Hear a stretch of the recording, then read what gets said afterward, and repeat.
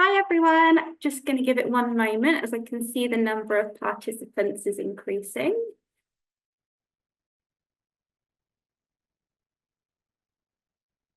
So thank you very much for joining us today. My name's Rebecca and I'm the International Officer for Central and South Asia at Sussex. And we are running today's session as part of our Development Studies Week, which is a series of live webinars promoting development-related courses at Sussex and IDS. And you have joined us for today's sample lecture with Vidya from our IDS, kind of associated school with Sussex, and Vidya has kindly agreed to run a sample lecture on the topic of poverty today. So I will encourage you to use the chat function if you have any questions. We have left 10 to 15 minutes at the end for questions and answers. So pop them in the chat or use the Q&A function, and I will be very happy to present them to Vidya at the end of the sample lecture. So without further ado, I will hand over to Vidya. Thank you very much. Great. Thank you so much, Rebecca, and for that introduction as well. It's a pleasure to be joining you all here today virtually, wherever you may be based. My name is Vidya Diwakar. I'm the Deputy Director of the Chronic Poverty Advisory Network, a network hosted at IDS. And I also convene the MA in Poverty and Development at IDS.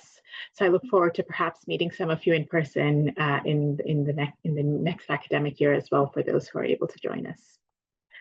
I'll just share my screen now. As Rebecca mentioned, I'll be speaking today about some work we've been doing in CPAN linked to IDS key areas of work around poverty and crises in particular, and ending with some policy implications of this work as well.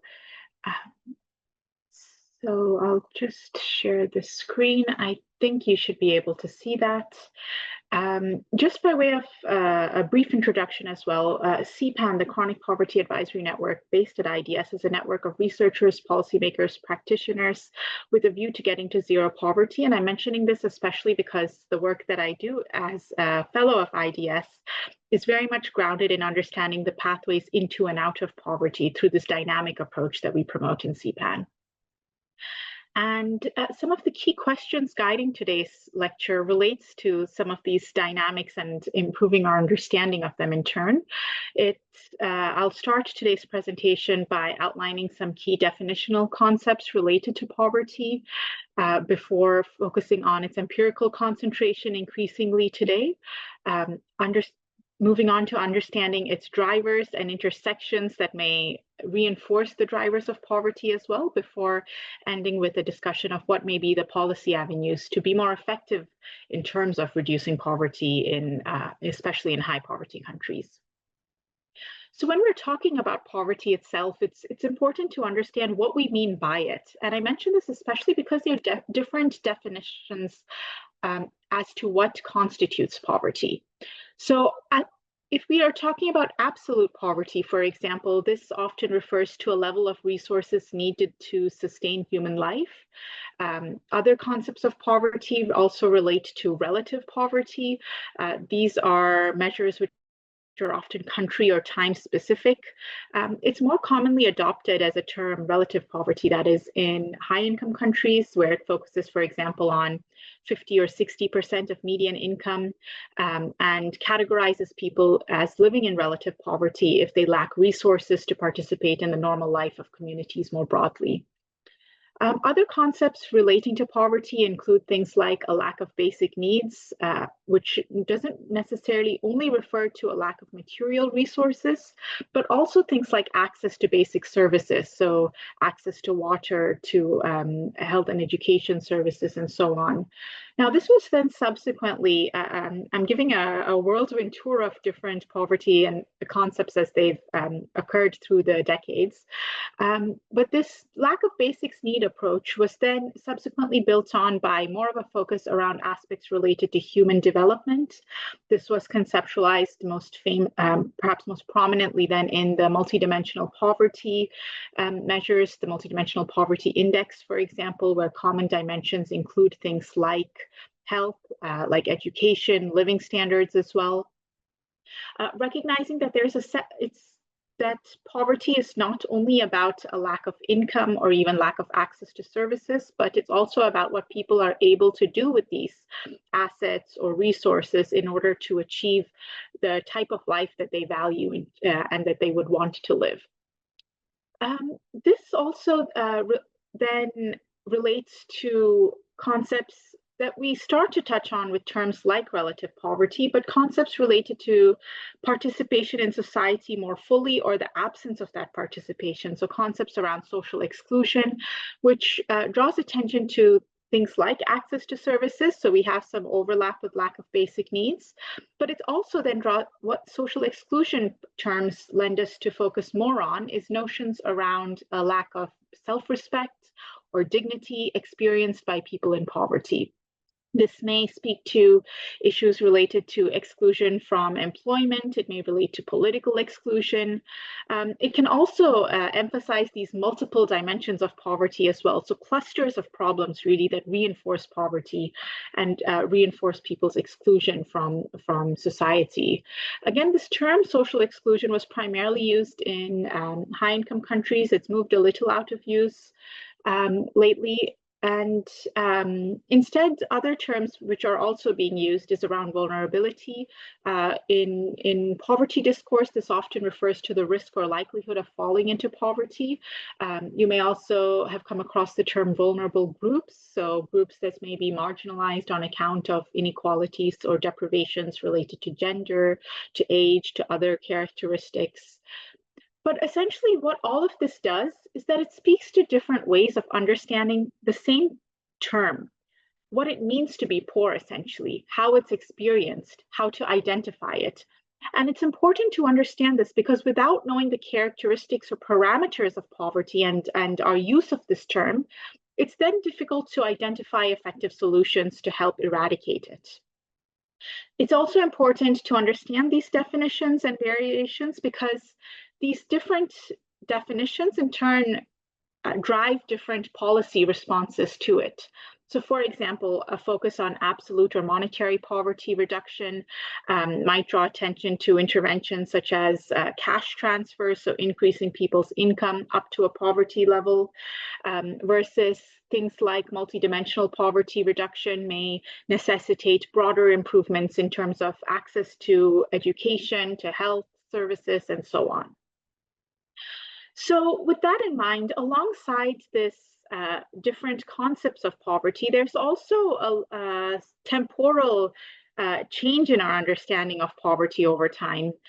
So for example, in the 1900s, there was a focus on monetary poverty with studies by David Booth, Joseph Rowntree, some of the first to look at poverty profiles of certain geographies. There was a shift as well then from monetary to multidimensional poverty, which I just spoken about. And then more recently as well, more broader well-being considerations and holistic understanding. So for example, looking at a material, subjective, relational well-being. So poverty as very much centered, well-being very much centered around the relationships you have, how you feel yourself, some more, perhaps less tangible aspects. But then also this recognition of poverty as a dynamic process, which is where I'm ending on this, this overview, because this is really the motivation for the rest of the lecture, understanding the pathways into and out of poverty. So with the dynamic approach to poverty that we put forward in CPAN, this recognizes that there may be many people living around the world who face poverty or experience it throughout their lives. They experience it in a persistent, chronic way. At the same time, there may be other people who were non-poor, who grew up not living in poverty, but then experienced a series of shocks or crises that made them fall in, that drove them into poverty, that made them become impoverished. In other cases, they may be households that were able to escape poverty and remain out of it over time. So this focus around poverty dynamism is important because, again, our responses to poverty accordingly also need to better capture the mobility, the diverse experiences of poverty. There may be groups also that face these different trajectories variably, so groups based on intersecting inequalities of gender with poverty, of disability status with poverty, and so on. And perhaps recognizing this wider holistic approach to understanding poverty, the ways of measuring it have also expanded. And this is quite a focus in our work as well. So, and that forms the basis of today's lecture. So it really draws attention to the role of measurement again. So in terms of thinking about these different concepts of poverty, much of it historically and even in present tends to prioritize monetary measures. So for example, the number of people living in poverty, counting them and defining these different types of counting approaches. But then there's also a set of qualitative measures and approaches to understanding poverty, which is based on participatory approaches, which IDS has a strong history around, which really centers around context, the voice, and delving into the complexity of what it means to be in poverty. So this focus around temporal dynamics of poverty also leads us to today's focus of today's lecture, which is around intersecting crises.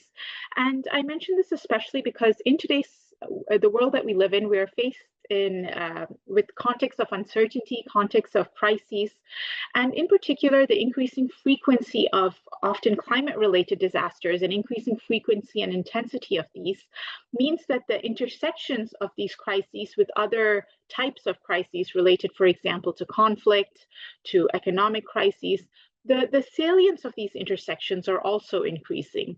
And this is important to look at when thinking about issues related to poverty and inequality, because what we see when we look at where these conflicts or climate-related disasters are located, we see that they're increasingly located in certain countries where poverty rates are already high or becoming higher, or poverty reduction is stalling. So this is important then to draw attention to intersecting crises given its overlaps with poverty. It's also important to draw attention to intersecting crises because responses to single hazards may be largely inadequate and could even drive the creation of new types of crises. This was observed, for example, during the pandemic when we saw that in some countries, in the Philippines and Zimbabwe, that members of social protests, for example, were arrested on the grounds of the government trying to attempt to control the transmission of COVID-19. Yet in many contexts, these root causes of social unrest remain unaddressed or even worsened as a result. There's also complex relationships between intersecting crises and poverty. So for example, as this figure shows, poverty just before the pandemic and likely during it was concentrated primarily in certain countries with high rates of intersecting crises. So ultimately, this convergence means that it's quite critical that in responding to poverty eradication, we are both sensitive to working in these contexts of intersecting crises and responding to those key drivers of crises as well. And if we think to broader academic literature about crises as well, there's a host of different types of theories, some of which you'll learn about if you continue your studies at IDS as well, grounded in complexity theory, recognizing crises as structural, some literature around windows of opportunity emerging from crises periods, the processes as well that generate crises, this intersectionality of effects as well, issues related to resilience, temporality, and so forth. So with the rest of the presentation, I'll just structure it by drawing attention to some country examples where I've been leading work looking at the intersections of crises and its implications for poverty's trajectories, really with a view to understanding context-specific effects, differences across countries, and imbuing research with lived experiences, which is quite critical if a focus on equity, if a focus on poverty and inequality reduction is of interest to you. So starting off this empirical overview with some insights from Bangladesh and Afghanistan, so parts of South Asia. When we look at nationally representative quantitative data from, for example, rural Bangladesh, What our analysis shows is that these intersecting crises was especially prevalent amongst households already living in persistent or chronic forms of poverty relative to other trajectories. So SE being households that had sustained escapes, they've escaped and remain out of poverty. The I/TE on the left being households that have fallen into poverty or experienced movements into and out of poverty over time.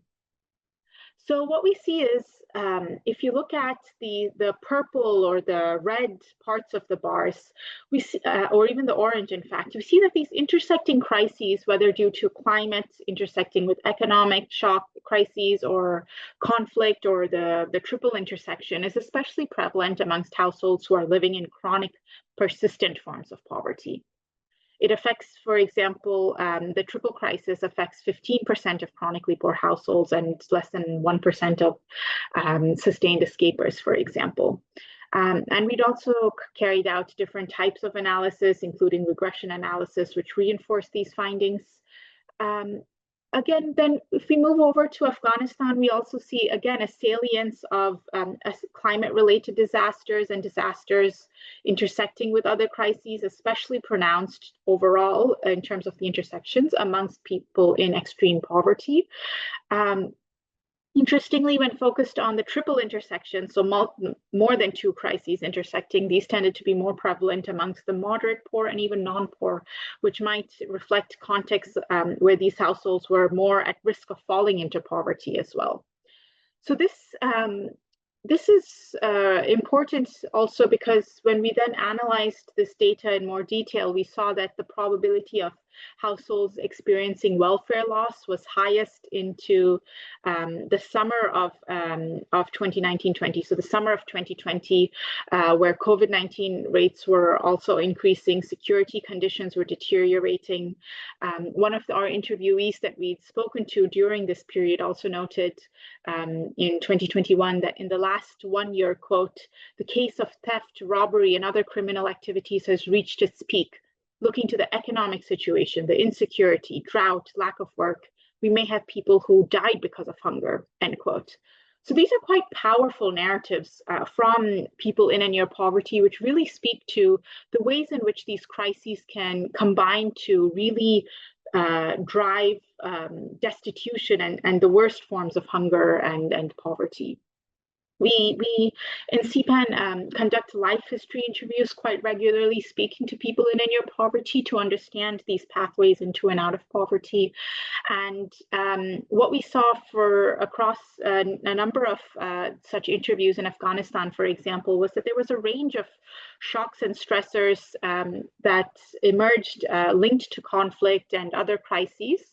That could maintain or drive impoverishment as well. So for example, this interview we spoke to, the interviewee was able to meet the costs of successive ill health episodes of his family by relying on diversified income sources from agriculture, from salaried employment. But then in the context of the COVID-19 and the depression of labor markets, his income sources were rapidly drying up. He then experienced the death of his father. His brothers were unable to migrate or send home remittances. His sisters lost work because of the political transition as well. So this convergence of different levels of shocks experienced by households, by macro level crises, really contributed to downward mobility and the impoverishment of this family. We see quite similar in some ways, similar results from Nigeria, where we carried out research around intersecting crises and different types of policy responses as well. We see here quite different subnational variations in the presence of crises, temporal variations as well. I won't go into too much detail here. I can speak about it if time allows, but essentially, again, looking at some of these intersections, we see a clear gradient where people in chronic poverty are the worst affected by crises and their intersections. And some of this can also, again, just to reinforce why it may be especially challenging for people in poverty. In Nigeria, for example, the bottom two welfare quintiles before the pandemic were more likely to engage in a distress sale of assets in response to negative shocks during the pandemic period. They were also more likely to pay for petrol in 2022. They were more likely to report drought as well, being expected to negatively affect them into the summer of 2022. So we can see then economic pathways, so the fuel subsidy removal as well, and the challenges that caused in Nigeria, a distressed sale of assets, increased hunger, increased drought, all being more pronounced amongst people in chronic poverty as a result of crises. And again, when we speak to individuals in and near poverty to understand their life histories, their pathways, their changes in well-being over time, what we see in this individual's case was that she experienced sustained impoverishment. So she was non-poor at some point, but then fell into poverty and remained in a chronic form of poverty, a long-term poverty, essentially because of multiple factors, including Boko Haram-related violence in the Northeast, combined with ill health, then economic crises as well, combined with drought, periods of drought as well, which really drove quite challenging well-being effects. And I'm mentioning these specific empirical examples because it's important to draw on these, on the one hand, quantitative insights, qualitative life, lived experiences as well, because they can be really informative when going back to that initial question about understanding what are the policy interventions in terms of responding to poverty and crises. I know many people who come to IDS are really interested in some of the practical insights from, so starting with this basis of theory building, but then understanding how, why this matters for who and what can be done about it, which we'll get to as well.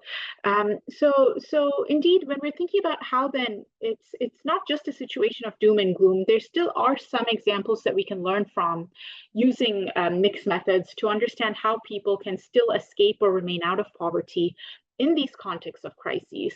And speaking again to people who were in and near poverty, but then escaped poverty and remained out of it in Nigeria, we noticed quite interestingly that sustained escapers maintained resilience to crises by adapting to changing circumstances.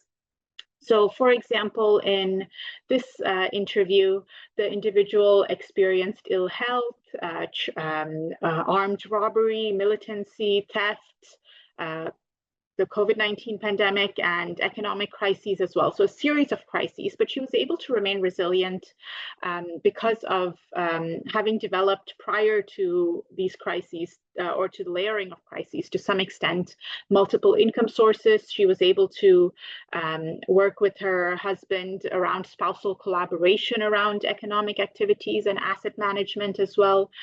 She received information ahead of time about the cashless policy as well.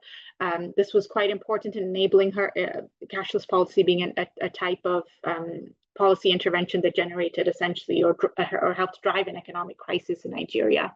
But she was able to withdraw her money from the bank in time, which made her life easier to manage because she had that liquidity during the economic crisis. So information access, infrastructure access, strong social support systems were quite critical in enabling her to be resilient.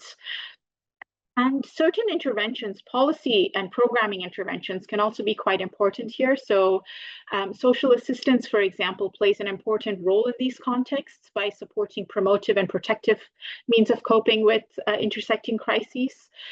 So at IDS, we have colleagues, including Rachel Sabatis-Wheeler, Stephen Devereaux, and others who have been quite instrumental in pioneering new ways of thinking about social assistance, the 3Ps approach that they developed in the 2000s, for example, thinking about ways of coping with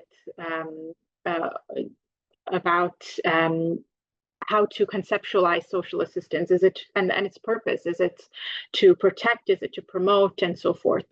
And what we did as well when we looked at the role of social assistance in these contexts of intersecting crises, we saw that social assistance was quite limited in terms of coverage, but even so, for households who were able to access it, it was associated with a higher probability that households were able to grow cash crops, to have more livestock, to invest, to share food more in response to crises and when such as conflict as well as climate-related disasters on top of this, relative to not having social assistance. And the life history interview on the right as well illustrates very briefly how cash transfers, in this case, also can help prevent further downward mobility or processes towards destitution. So what does all of this mean then for people in and near poverty if we're thinking about policies? So going back to this example to really imbue our responses with lived experience insights, what would have helped in the case of this interviewee? On the one hand, social assistance. She had received some assistance, which had enabled her to subsist to some extent. Expanding the coverage of this assistance is critical to go beyond humanitarian hotspots, focus on other areas of crises, in this case within Nigeria, including in response to drought, for example. There's absolutely as well a need to strengthen conflict resolution and peace-building measures, given the prevalence of violent conflict and driving downward mobility in many cases. A mix of social assistance with economic policy support as well is also important, and ensuring that this is done in an equitable way. So things like health insurance or otherwise free health care at the point of delivery, mitigating the negative effects of economic interventions in response to crises as well. They can be quite negative effects sometimes. So again, I mentioned these to start us thinking about what can be some of these agency-driven bases for policy formulation. So with that in mind, thinking about how might current efforts to eradicate poverty or reduce inequality stack up against the host of these challenges stemming from intersecting crises that I've spoken about today. And here we can think of three different types of programming or policy interventions. Realistically, there's a set of policies that operate amidst intersecting crises, or polycrisis, as you may have heard the term being used, which don't really consider the sources of conflict, of climate-related disasters, of economic crises, so these intersections as well. There's a set of these interventions which work, in other words, despite the presence of crises. So they operate business as usual without necessarily considering the context of crises, which is a risk because it can create additional sources of vulnerability. There's a large share as well that may be sensitive to working in situations of intersecting crises. So, for example, considering the role of conflict, being conflict sensitive, adopting do no harm principles more explicitly, and so forth. But there's fewer yet that are sensitive but simultaneously respond to multiple crises by addressing its root causes and what maintains these crises. And this is really important if we're thinking about long-term sustainable efforts to respond to and reduce the salience of intersecting crises or polycrises in the first place. So in terms of thinking through examples of what working on intersecting crises might look like, we can think of different policy entry points. So, for example, a common entry point, if we're thinking of conflict as part of conflict as being a key crises that's intersecting with others, we can think of the humanitarian development peace nexus, which is a way of approaching responses or ways of working in humanitarian contexts, which move beyond a focus on reactive humanitarian responses to really emphasize this relief to rehabilitation to development continuum that emphasizes as well peace building, more of a people-centered approach. And on this slide, what we see is key insights from the humanitarian needs overview in Afghanistan. This was from the 2023 report, which draws attention to intersecting drivers of humanitarian needs to help predict its evolution over time in a very uncertain context. It draws attention to certain elements of design which are notable to emphasize here. So it acknowledges changes between years in terms of these risk or crises intersections. So it adopts essentially a longitudinal analysis, which is important, recognizing that intersecting risks may be shifting, for example, over that period between from COVID-19 to the conflict and the political transition in 2021, to drought, to climate change and economic shocks as well in 2022. And it accordingly calculates a need to have a stronger emphasis on some of the latter crises. It also has a commitment as part of this to flexibility, so recognizing the need to regularly update its assessments and the requirements for funding over time as well. The needs overview draws attention to things like intersectoral assessments. It adopts an intersectoral approach to joint planning, thinking of needs across sectors in response to crises.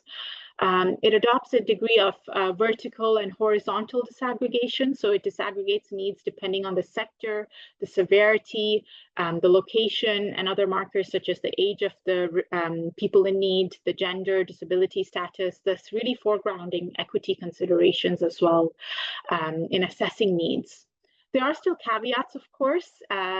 In many cases, we see that the recovery component of these types of programming is too short. There's still inadequate links in terms of the HDP nexus and its operationalization as well.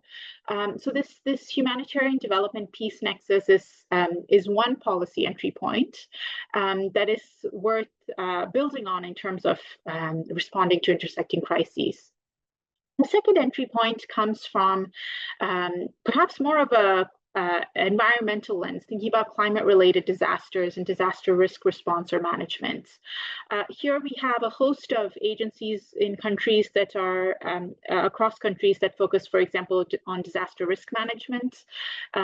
Conflict considerations within disaster risk management agencies are still relatively in its infancy.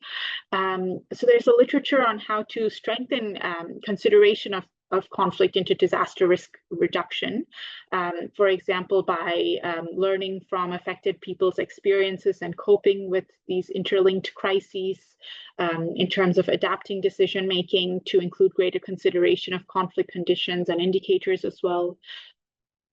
During the pandemic also, in terms of different intersections of crises, we saw some interventions that sought to make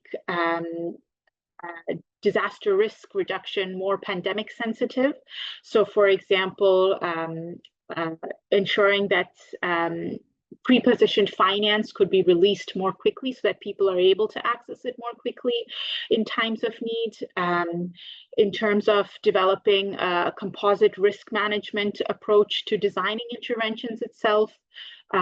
Think specific sectoral interventions like around water, sanitation, and hygiene, making these more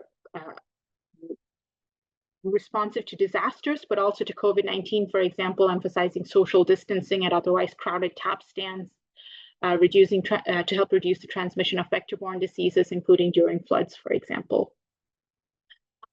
A final point as well then is around integrated social protection response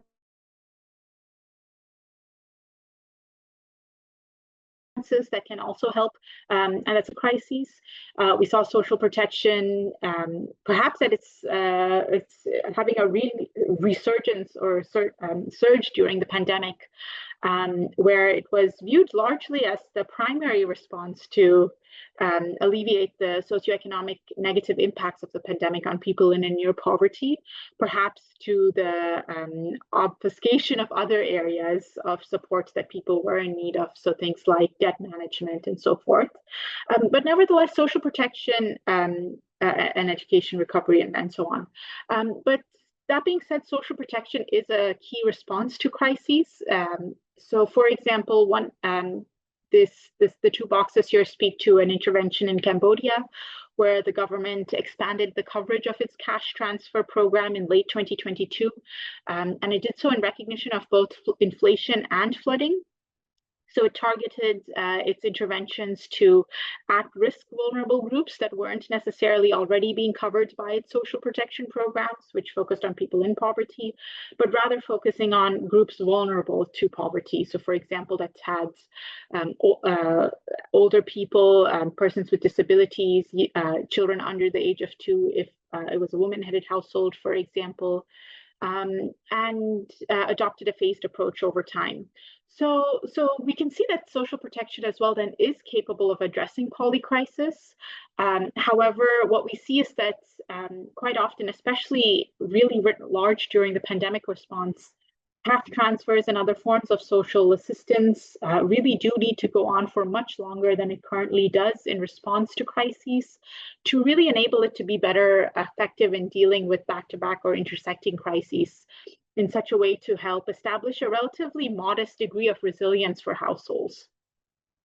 So then this leaves me with my last point about when thinking about intersecting crises and poverty, thinking back to the early set of questions around issues related to equity, to responses to that reduce risk, but also reduce risk in a way that is equitable, so that doesn't compromise the needs of one group of people in near poverty, essentially, of the most marginal amongst them.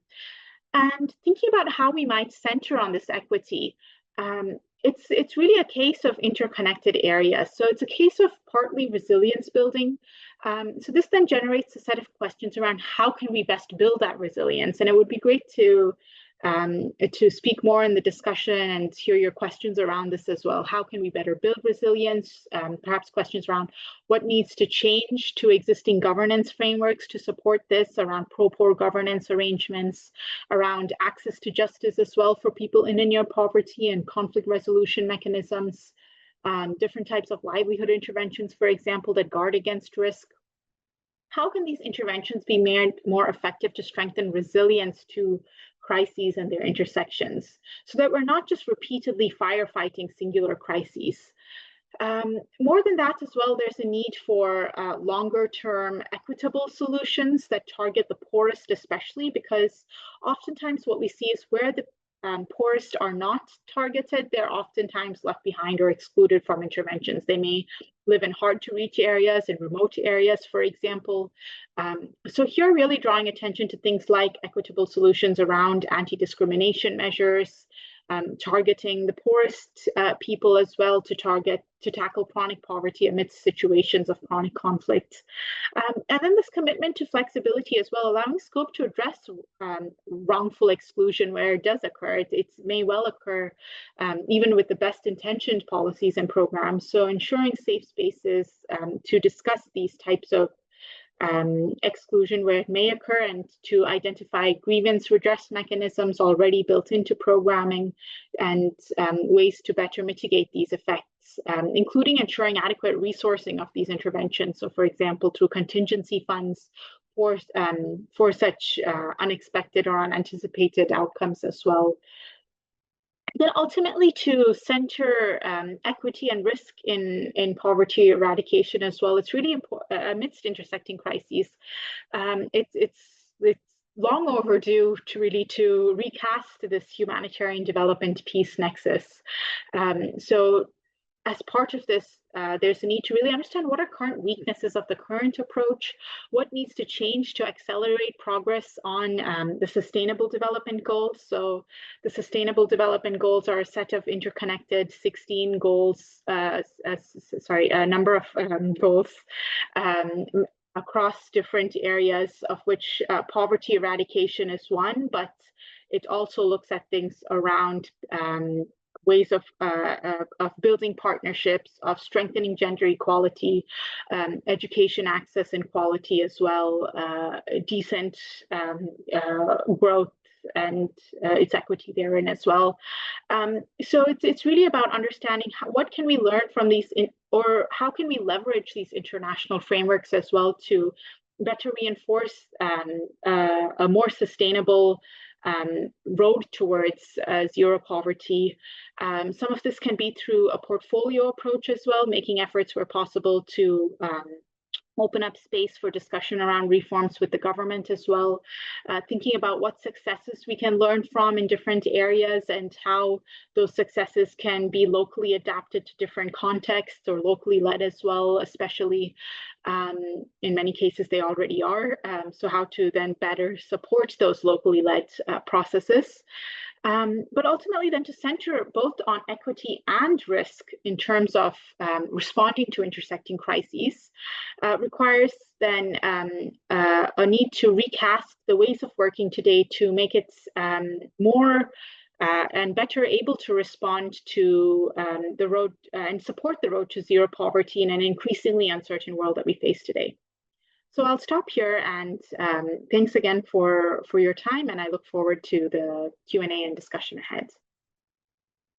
Thank you very much, Vidya. That was very insightful, completely different to my day-to-day job, and I found the case studies, Bangladesh, Afghanistan, Cambodia, Nigeria, you managed to cover so many countries in such a short time. We haven't had any questions through just yet, so I do encourage those attending live to please pop them anonymously in the Q&A function.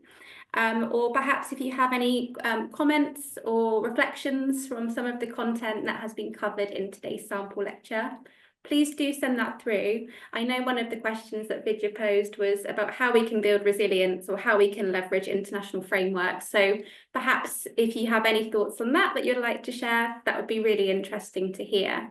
But from my perspective, so Vidya, as course convener of the MA Poverty and Development course, was today's sample lecture quite typical of something that students perhaps interested in that course may be able to experience as a student?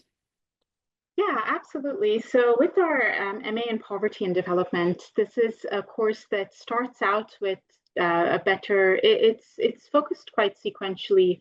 A first component around understanding what it means to be living in poverty. So going more in depth around some of these concepts and the theoretical underpinnings.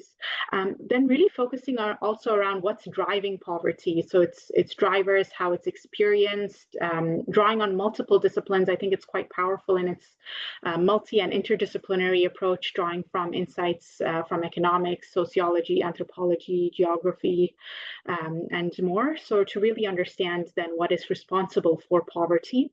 And before drawing attention especially to what are the programs and policies that can help address poverty in all its forms, to reduce it in low, middle income and high income contexts as well.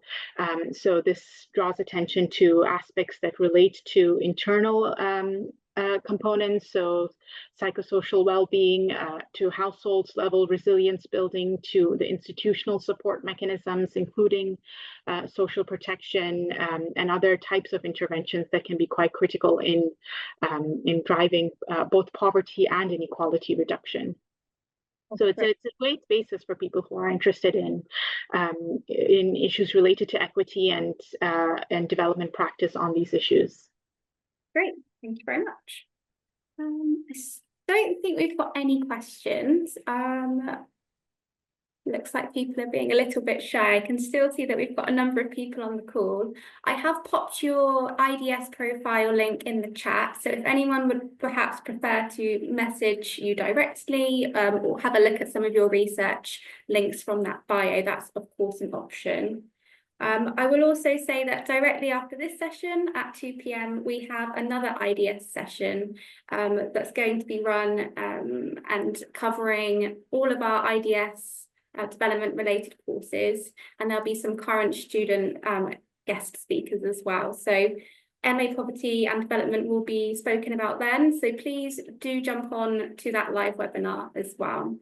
And we had a session this morning with some alumni too. So if you want to hear about the kind of career paths and kind of profiles of some IDS alumni, I would suggest that you have a look at the Development Studies Week webpage too. But if we have no questions, I will just hand back to you, Vidya, just to ask if you've got any final comments or anything you'd like to say before we close the session today. I mean, it's if anyone does have questions, please feel free, or if you have comments or would like to share your entry point into this discussion, anything that struck you of interest as well, or that relates to your own work. I think something that's quite interesting about IDS is the many different backgrounds that people come with, contextual backgrounds, experience, faith-based backgrounds as well, and the work experience that often sheds light on these issues as well, and really helps deconstruct what it means to be living in poverty and pathways to escape it as well. I think that's a key component in terms of getting to zero poverty, not just this focus on static measures. We see quite a large number of institutions focused on these static measures of understanding what it means to be living in poverty or experience inequality. But it's really the work we do tries to move beyond the static, because the static really does hide or obscure quite a bit of movements into and out of poverty.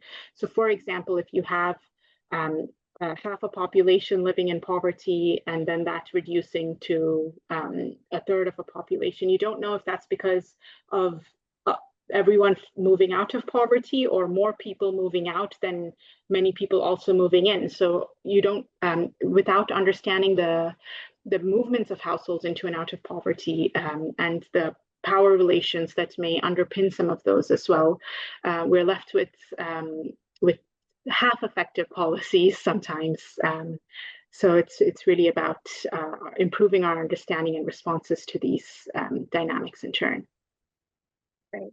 We have had a couple of comments and questions come through just whilst you've been giving that insight. So not necessarily a question, but just a comment from Ashley. Thank you for your time and lecture. I don't have any questions, but appreciate the insights, especially the broadening of definitions and experiences of poverty in this context. Mohammed has asked, and I don't know if you can speak to this, but we can take the question away if you can't.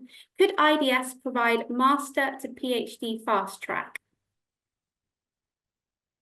Okay, so that's a great question, Mohammed. I'd suggest perhaps checking in with Steph Watson, who's a key point of contact in terms of the PhD process, or Martin Greeley, of course, who's key there as well. There are several students who undertake a master's at IDS and go on straight into a PhD. I think the duration is, there's questions around a minimum term requirement, I think, that also would need to be met, but certainly Steph Watson would be the person to speak to there. Great, thank you very much. Next question is from Suzuki. Thanks for the lecture. Is knowledge of statistics or mathematics required for the MA in poverty and development? No, so it's not required. In current and past cohorts, we have students who some come with a quantitative or economics background, other come from anthropology, some come from practitioner INGO or other backgrounds where they haven't been carrying out or aren't familiar with quantitative approaches. So it's absolutely not a necessity. People, what's quite good about the master's as well is that it's quite flexible, and you're able to, for example, in the dissertation, decide whether you want to adopt a qualitative or quantitative or mixed methods or different types of approaches that suit your interests. And the different types of assessments as well allow you to be to gear more towards quantitative insights or gear more towards more qualitative insights as well. So it's really tailored to different disciplinary backgrounds as well. And then a final comment from Ashley. A critical and agile approach to measurement definitely resonates. Thanks for this comment. Not only temporally, but who defines and measures in the development industry. So yeah, obviously some of the comments that you've been making have been resonating with the guests on today's session. Ava has just asked, I have a BSc Economics from Bangladesh. I've just graduated. Am I eligible for an MA Development Studies at IDS? Ava, I would recommend that you join the session directly after this, happening at 2, because I know that Linda Waldman and some of the guest speakers will be current development studies students, and Linda will also be talking a bit more about the entry requirements and what the IDS admissions team look for. I don't know if Vidya, you have any comments, but just to jump in before I pass back to you for that. Yeah, no, definitely. Linda is a great person to chat with. I would anticipate you would be, but again, Linda would be able to clarify that for you. And all of the development programs at IDS. So there's the MA Gender and Development, MA Poverty and Development, governance, and so forth, and the development and the general development studies track as well. They all have different focus areas. So I'd certainly urge you to look at those in selecting the program that suits you. Another question from Haruna. Thank you for the lecture. Some grants were given to Cambodia, but I have heard that in Cambodia, the funds are often used as pocket money for higher positioned people of the Cambodian government. How would you track that? Yeah, so I mean, just to build on the points and this question as well that Ashley and Haruna have drawn attention to, I think on the one hand, it's just to go back to Ashley's points as well around who defines and measures in the development industry is a critical one as well, right? Because from decolonial thought as well, there's so many valuable insights that come, and some of which we discuss in our MA Poverty and Development as well, about different measures of well-being and concepts of well-being. So for example, things like Ubuntu, I am because we are, and more of those kinship and community-based understandings of what it means to be to experience well-being that really ground it in beyond the individualist structure of many otherwise more Western conceptions of poverty. So absolutely, I think who defines it and measures it is a key part of this, and very much centered around the governance and political economy underpinnings that drive poverty measures. In terms of Haruna's question about the pockets money, so this is essentially a question of different forms of corruption and the institutional effectiveness or government effectiveness. There are different measures of these types of issues. So some countries have indicators on bribes paid to officials. It depends. Again, you'll see this variably across different countries in terms of data coverage. There's also the worldwide governance indicators, which is a set of indicators which speaks to perceptions of government effectiveness, of rule of law, and so on. And there's, of course, all of this is complemented by interviews with key informants in a range of positions, and including with people near poverty, where you can understand some of these drivers that may contribute to different uses and make and break essentially what you're alluding to, also breaking the link between developing the best intentioned policies, but then a question around its implementation. And implementation challenges very much relate to not only resource allocation, which is quite important. So on the one hand, yes, you need to have the policy in place, but you need to understand if it's implemented or not. And that implementation is partly a function of the capacity, the human resources in place, the resource allocation dedicated to these different areas, but then also whether those allocated resources are then dispersed. And I think that's where you see also a lot of challenges in Cambodia and Nigeria, and many other countries as well. I mean, not only in low and middle income countries, we see it in a lot of high income countries as well, where some of these resource allocations get diverted for unintended uses, to put it mildly. So this is certainly an important issue as well when thinking about not only the types of interventions, but how these are then practically carried out. And in this context, the role of monitoring and evaluation and really evidence-based insights into program delivery and effectiveness becomes all the more critical. Thank you. We've got time for one final question. Again, I'm not sure if you're best placed to answer this one, Vidya, because it's about kind of entry requirements and backgrounds to certain courses. But we've had a question come through on the Q&A. On the website, it says that work experience is required. You should preferably have 1 year's policy or development related work experience. But will an internship be considered as work experience? Yeah, so I think definitely do check with Linda. My understanding is that you would be fine.